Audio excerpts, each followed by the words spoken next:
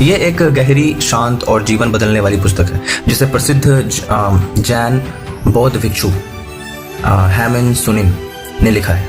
यह पुस्तक आधुनिक भागदौड़ भरी जिंदगी में मानसिक शांति, आत्मसमझ और संतुलन सिखाती है।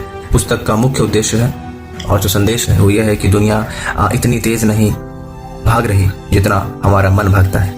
यह पुस्तक हमें सिखाती है कि जब हम थोड़ा रुकते हैं, धीमे होते हैं और वर्तमान को महसूस करते हैं, तभी जीवन की असली सुंदरता हमें दिखाई देती है। पुस्तक का जो मुख्य उद्देश्य है वो यह है कि आज की दुनिया में लोग हमेशा व्यस्त रहते हैं, बिजी रहते हैं, भविष्य की चिंता करते हैं, दूसरों से तुलना करते हैं, सफलता के पीछे भागते भागते खुद को खो देते हैं। यह पुस्तक बताती है कि शांति बाहर नहीं भीतर होती है। खुशी सफलता से नहीं संतुलन से आती है। खुद को समझना सबसे बड़ा ज्ञान है। अध्याय अनुसार संपूर्ण सारांश मैं इसका बताऊंगा। सबसे पहला रेस्ट, आराम। मुख्य विचार इसका यह है कि हमारी थकान सिर्फ शरीर की नहीं होती बल्कि मन की होती है। लेखक कहते हैं कि जब मन शांत होता है तब दुनिया भी शांत लगती है। जब मन शांत होता है तो दुनिया भी शांत लगती है। बहुत बार हम सोचते हैं कि दुनिया बहुत तेज है, लेकिन असल में हमारा मन लगातार भाग रहा होता है। इसलिए हमें खुद को समय देना चाहिए, बिना अपराध बोध के आराम करना चाहिए। हर समय उत्पादक बनने की कोशिश नहीं करनी चाहिए। इसमें सीख क्या मिलता है कि आराम कमजोरी नहीं है, मानसिक शांति सफलता से अधिक महत्वपूर्ण है। धीरे चलना भी प्रगति है। दूसरा पॉइंट है माइंडफुलनेस, मतलब कि सजगता। इसका मुख्य विचार क्या है कि वर्तमान क्षण में जीना ही सच्चा जीवन है। हम अक्सर अतीत की गलतियों में फंसे रहते हैं, भविष्य की चिंता करते हैं, लेकिन जीवन केवल अभी में लेकिन वास्तविकता यह है कि जीवन अभी में ही है, मतलब कि प्रेजेंट मोमेंट में ही है। लेखक बताते हैं कि हमें अपने विचारों को देखना चाहिए, भावनाओं को दबाना नहीं चाहिए, खुद को समझना चाहिए। इसमें सीख क्या है कि हर भावना अस्थायी होती है। अपने मन को दोष देना बंद कीजिए, है ना। खुद को जज करना बंद कीजिए। तीसरा पॉइंट है पैशन, जुनून। मुख्य विचार इसके क्या है कि जुनून अच्छा है, लेकिन संतुलन के बिना वही तनाव बन जाता है। लेखक बताते हैं कि कई लोग अपने लक्ष्य के पीछे इतने पागल हो जाते हैं कि जीवन की खुशी भूल जाते हैं। सिर्फ मेहनत ही नहीं बल्कि संतुलित मेहनत महत्वपूर्ण है। सीख क्या है इसमें कि सफलता के लिए खुद को जलाना जरूरी नहीं है। धैर्य, संतुलन लंबे समय तक साथ देता है। दूसरों से तुलना करना बंद करना चाहिए जितना जल्दी हो सके। चौथा पॉइंट है रिलेशनशिप, रिश्ते। रिश्तों की सबसे बड़ी जरूरत है समझ और करुणा। अक्सर लोग दूसरों को बदलने की कोशिश करते हैं, अपनी अपेक्षाएं थोपते हैं, लेकिन सच्चा प्रेम नियंत्रण नहीं बल्कि स्वीकारता है। लेकिन सच्चा प्रेम नियंत्रण नहीं स्वीकारता है ना। लोगों को वैसे ही स्वीकार करे जैसे वे हैं। इसमें कोई तरह नहीं, जैसे वे हैं वैसे ही स्वीकार करना चाहिए। हर रिश्ता परफेक्ट नहीं होता। सुनना बोलने से ज्यादा महत्वपूर्ण होता है। फिफ्थ पॉइंट है लव, प्रेम। प्रेम कोई परफेक्ट कहानी नहीं बल्कि समझ, धैर्य, सम्मान है। प्रेम में दर्द भी होता है, बिछड़ना भी जीवन का हिस्सा होता है, लेकिन इसका मतलब यह नहीं कि प्रेम गलत है। खुद से प्रेम करना सीखना चाहिए। हर रिश्ता हमेशा नहीं चलता। प्रेम में स्वार्थ कम और समझ अधिक होनी चाहिए। छठा पॉइंट है लाइफ, जीवन।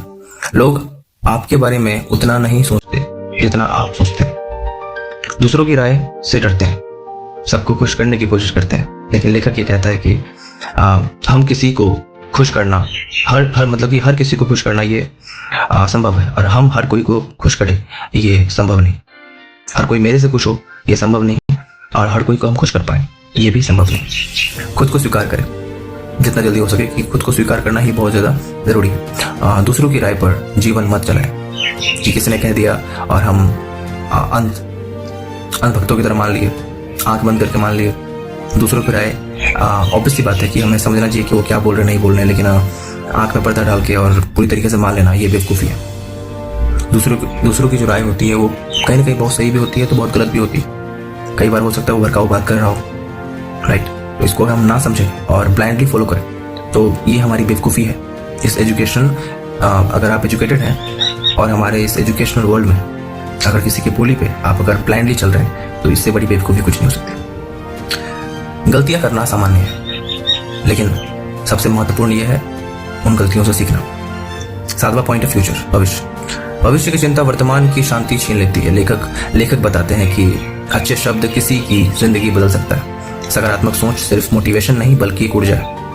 अपने शब्दों का ध्यान रखें। छोटी छोटी दयालुताएं और बड़ा असर डालता है। मतलब छोटी छोटी जो दयालुताएं हैं वो बड़ा असर डालता है।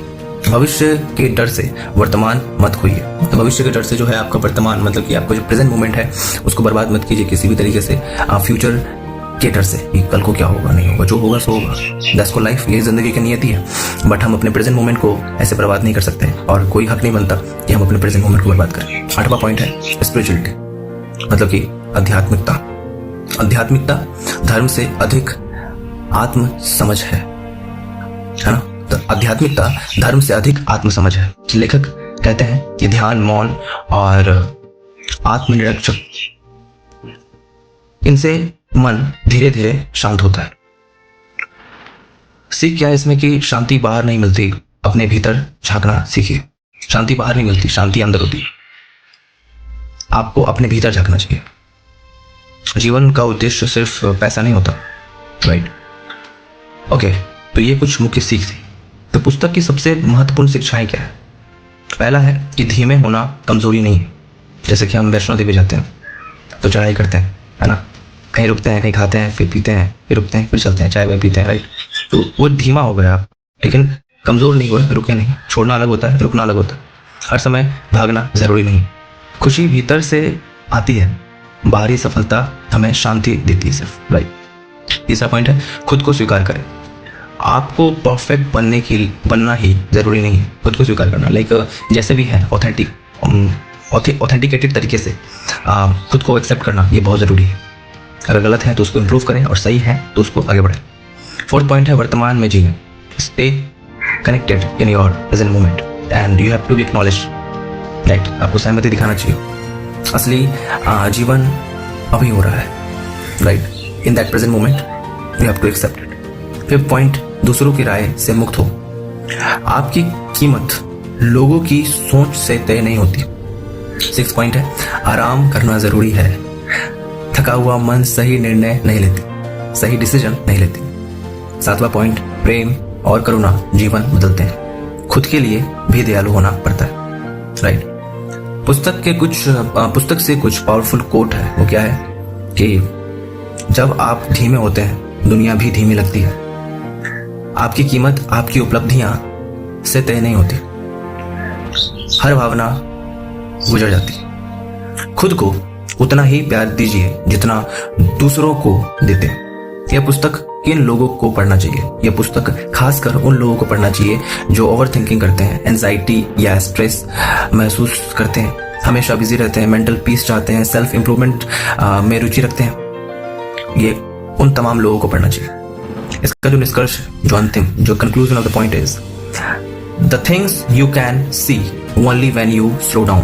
केवल एक किताब नहीं, यह जो किताब है ये केवल एक किताब नहीं बल्कि मन को शांत करने वाला अनुभव है। यह हमें सिखाती है कि जीवन कोई दौड़ नहीं है। It's not a run, right? ये कोई दौड़ नहीं है। सफलता सब कुछ नहीं, बिल्कुल नहीं। और सबसे जरूरी रिश्ता खुद के साथ होना चाहिए। जब हम धीमे होते हैं तभी हम जीवन की छोटी छोटी खुशियों, सच्चे रिश्तों और अपने असली स्वरूप को देख पाते हैं। तो ये जो किताब है the things you can see only when you slow down, ये कंप्लीट समरी था। आशा है आपको पसंद आएगा। सो